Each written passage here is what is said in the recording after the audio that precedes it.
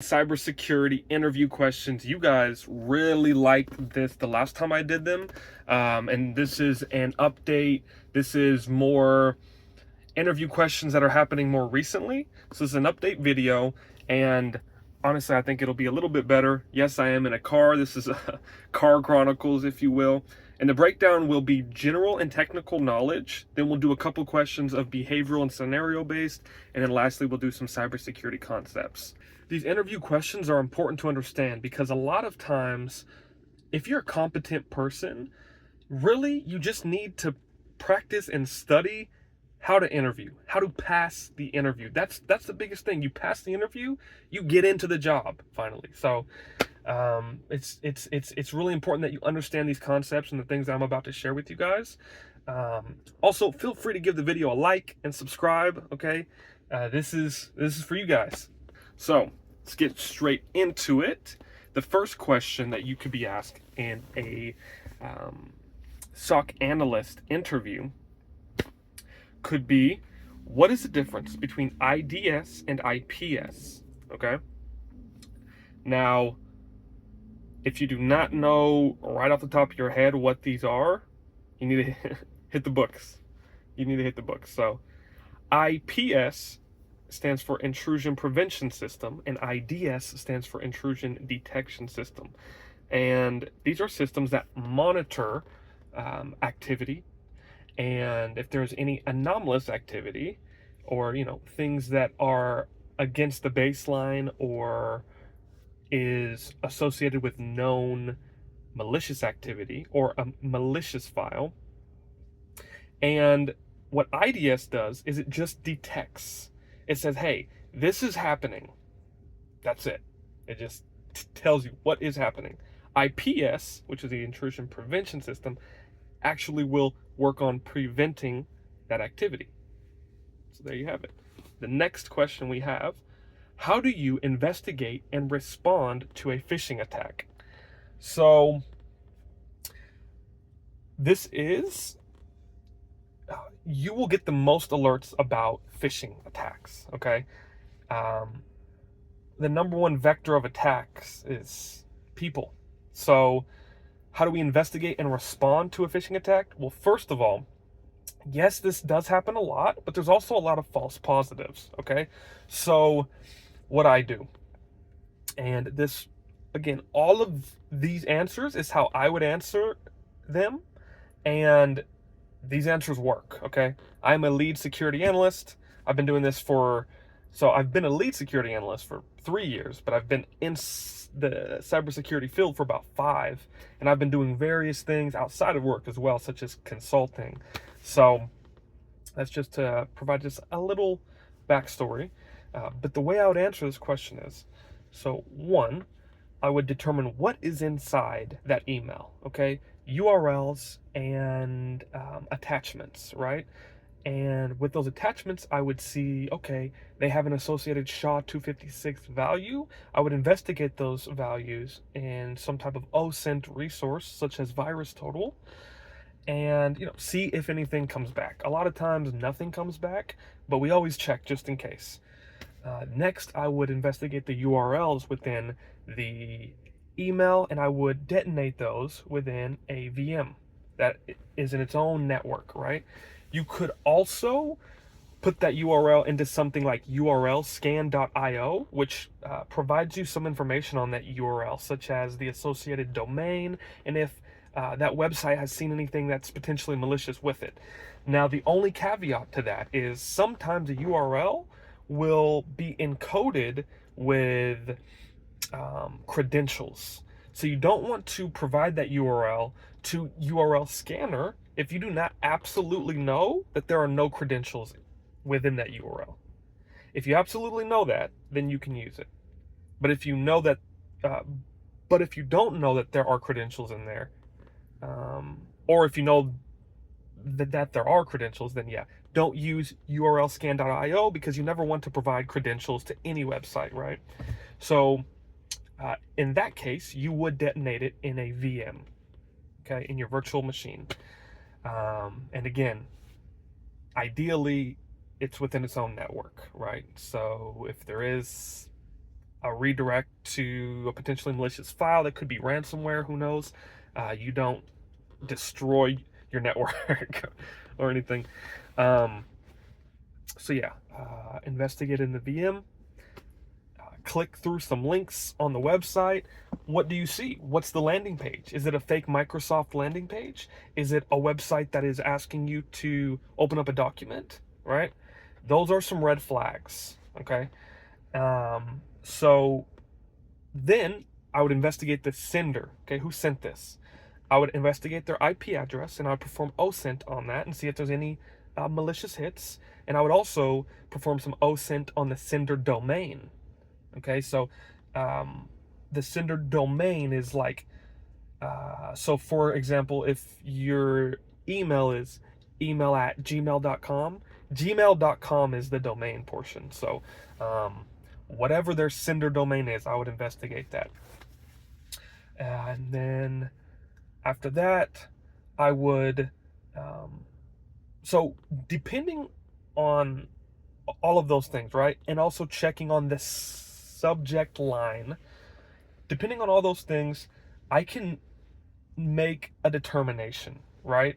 If there's no URL, if there's no attachment, if the sender is clean, you could probably close out the alert or create a filter for it, okay?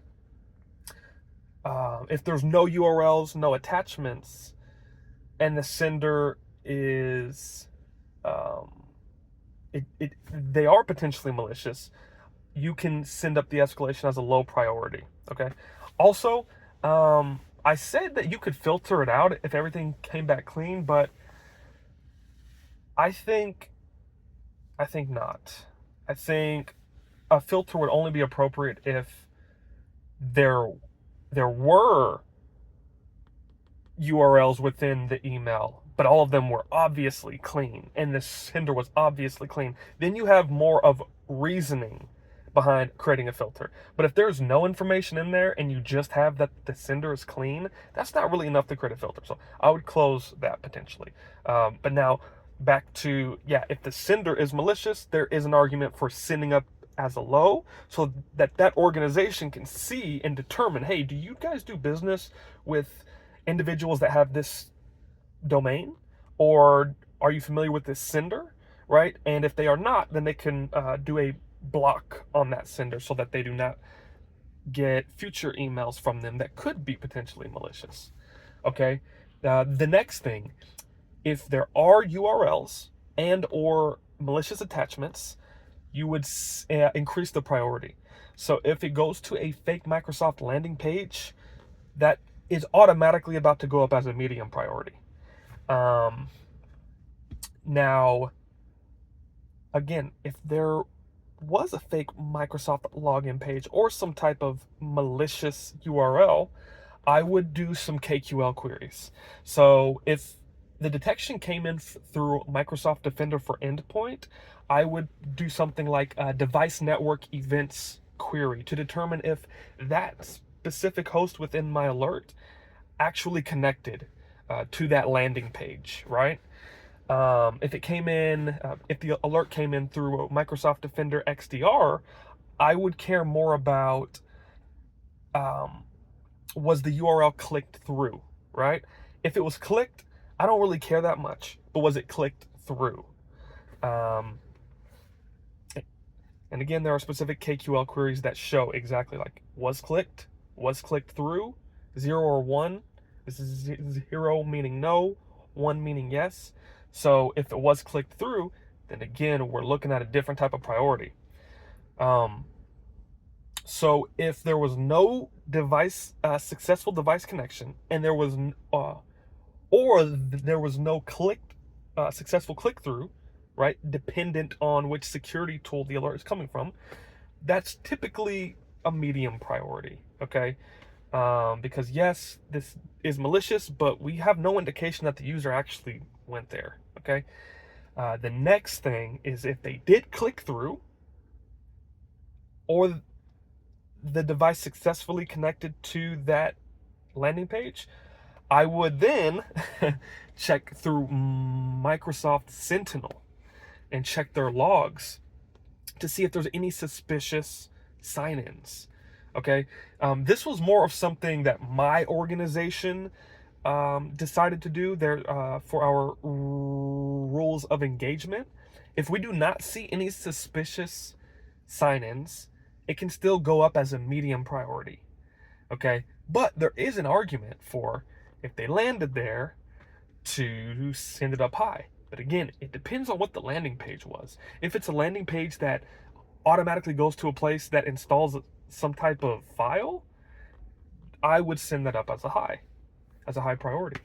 And if that fake Microsoft login page was successfully accessed, you can also take action to revoke the user sessions and reset the password as well. And yeah, dependent on the file for a landing page that goes to a website that has a file there, you might even isolate the host. Okay, so that all depends. So that is a nice, thorough investigation and kind of how I would respond. Okay, the third one here for the general and technical knowledge is, let's see, what are the essential steps in handling a malware incident? And I spoke a little bit about this in the previous question, but some essential steps would be to first identify what the malware is. Okay, is it a low fidelity malware like a PUA or adware or grayware? Then usually we can just take action directly and just if the file was not automatically quarantined or killed or deleted, all of those action words are dependent on the tools. Some tools quarantine, some tools delete, some tools kill, right? So if that happened, then we can do some type of orchestration like a filter, right? Because it's a low fidelity malware and it is being automatically taken care of by the security tool. So why do we need to see it? We can create a filter for that. Okay, it's automatically being handled how it should be. Okay, now if it is something else such as let's say a worm or ransomware. Okay, and this is tricky because a lot of people default to high priority, and there is an argument for that. But I'm going to say this, right? Let's say for a worm, unless it's a polymorphic worm, I believe that's the word for it.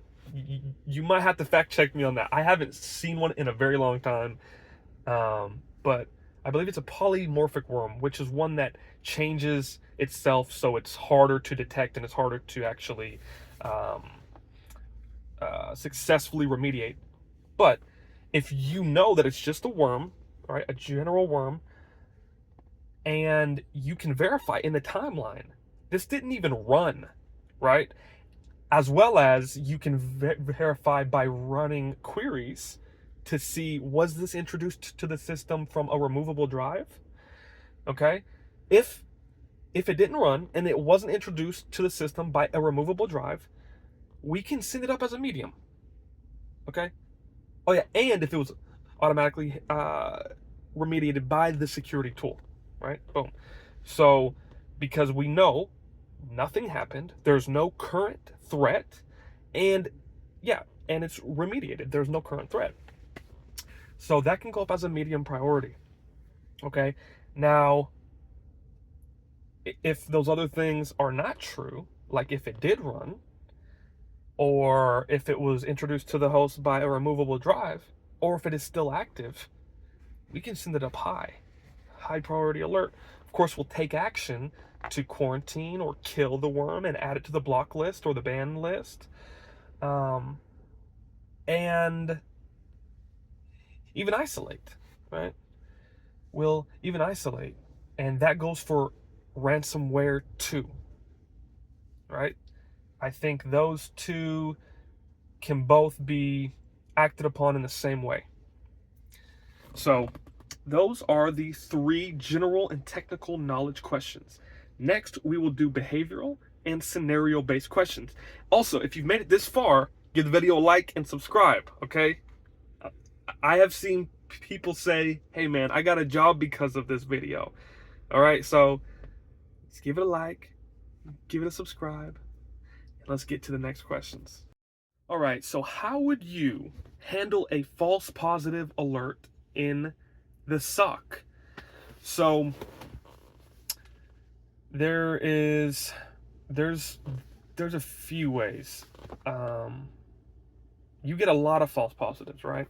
So how you would handle it is, for one, make sure it's a false positive, right? Is this IOC or indicator of compromise? Is this IOC query, is it firing the way it should be, right? For example, there is this IOC query that looks for IEX in a PowerShell command, which is short for invoke expression, okay? And that's a very powerful PowerShell command, is to say IEX and then whatever you're doing. Usually people are using it to like reach out to a URL that's malicious. Of course, it can be used for benign, legitimate reasons, but IEX a lot of times is not good stuff, okay? Now, a false positive is this alert was trying to find IEX in a command. It found it, but it was IEX in a word, okay? And I don't know what word has IEX in it together off the top of my head, but to explain it better, it's like the word giraffe, okay? GIR, right? So that is in that word, GIR. If this query was trying to find a potentially malicious command that included GIR, it would say, oh, I found it. Wait, but the word is just giraffe, right? So that's the same idea with this IEX. Let's say it fired and, oh, it just fired on a word that had IEX in it, but it's not a real invoke expression command that is, attempting to perform malicious activity, right? So we can either adjust the IOC query. That is out of the scope of the SOC, from my experience. The SOC doesn't do that. That's a security engineer position thing. But that would be something important to bring up in the interview if you're asked this question, because it also shows that you know kind of like the process, right? So we would determine if it's an IOC query that needs to be adjusted. But likely we can create a filter for it, right? So we will filter all instances of this IOC when the command line includes this word as a whole, because we see that it produces false positives, right? So again, just for example, if it was trying to find GIR, which is not something I've ever heard of, okay, but this is just the example since I can't think of a word that has IEX in it. So we're trying to find a command line that has GIR, but we get these alerts that fire on giraffe. No. We can create a filter using this IOC query. If a command line contains the word giraffe, filter it.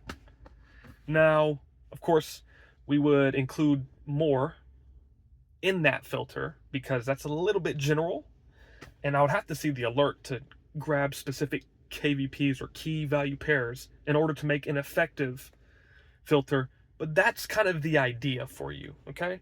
And that would be a good answer. So let's see what else we have here. We have the second behavioral and scenario-based question. If you detect unusual traffic on a network, what steps would you take to investigate it? Okay. So, again, this is, SOC Analyst. So, we would see this type of alert through a SIEM, SIEM, which are, like Splunk is a SIM, Devo is a SIM.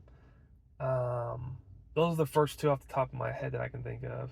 If I sat and thought, I could think about more, but right. So, Microsoft Sentinel. So what I would do if we detect unusual traffic on a network, we would say, okay, I would investigate the IP address. Is this IP address suspicious? I would use OSINT, again, like VirusTotal. And are there any hits for this IP address? Okay. Then I would see this host name and or this username. Are they typically associated with this IP address? So we see, okay, let's say the IP address is clean and or this IP address is usually associated with that user or host. Okay, well, let's see what type of activity is happening.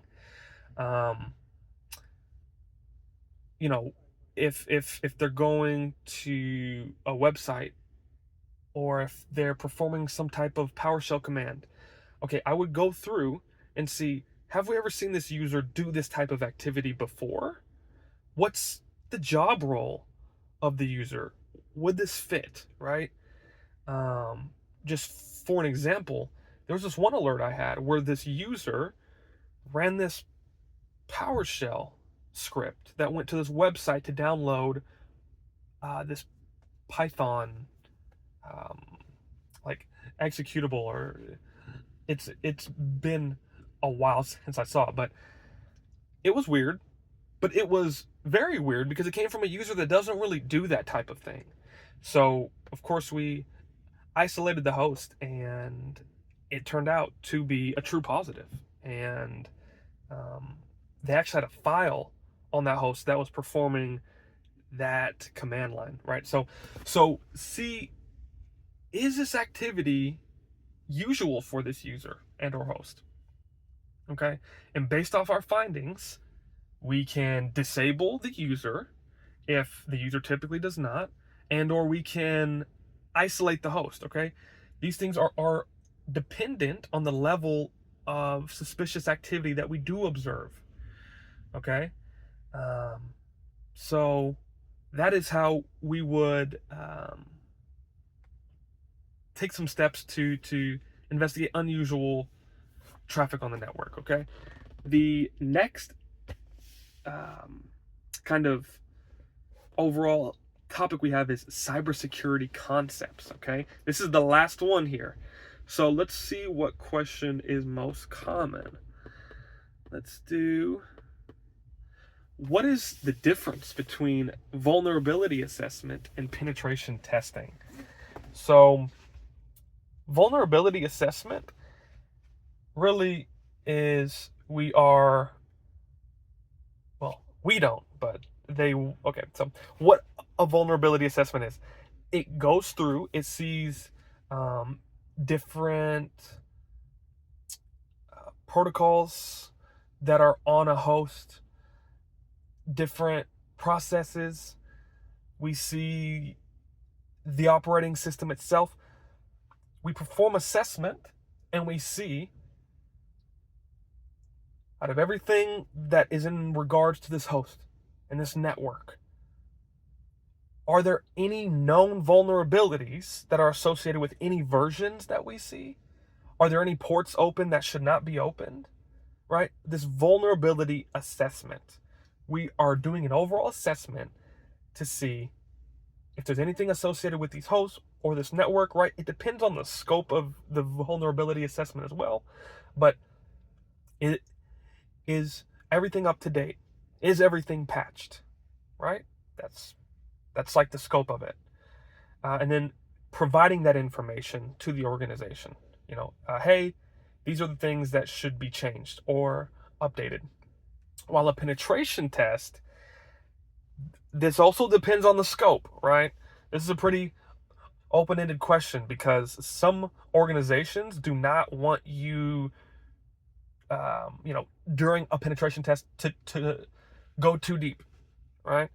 But this would be, okay, we find these vulnerabilities and then we exploit them. Now, again, it's very important that we know the scope, because some organizations don't want you accessing certain accounts or certain, parts of their network. So just to go as far as you can, as far as you should, and then as far as you can, to see if you can gain unauthorized access. Leveraging vulnerabilities in systems and or users in order to gain unauthorized access. That's really the overhead of a penetration test, okay? And then, of course, providing all the information that you've gathered through your enumeration to the organization, saying, hey, we were able to exploit this vulnerability in SMTP in order to view emails associated with this user, and we saw that user received an email from IT that had a plain text password, and then we were able to get into that user's account and then access certain files. And then, if it's an admin account, then we can potentially have access to certain systems or certain other user accounts, right? So that's the penetration testing, is more exploiting the vulnerabilities, okay?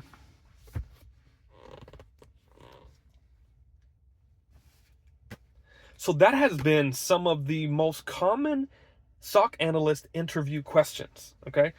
Feel free to watch the other video as well. There's a little bit of overlap, but this one went a lot more in depth with my answers, and the questions are generally different than that past video as well. Of course, feel free to ask me some questions in the comment section, and I will answer it, or somebody else will answer it, I'm sure. Any questions about interview questions or things that you've seen that I didn't speak about, anything like that. And again, feel free to like the video and subscribe. Thank you guys for watching.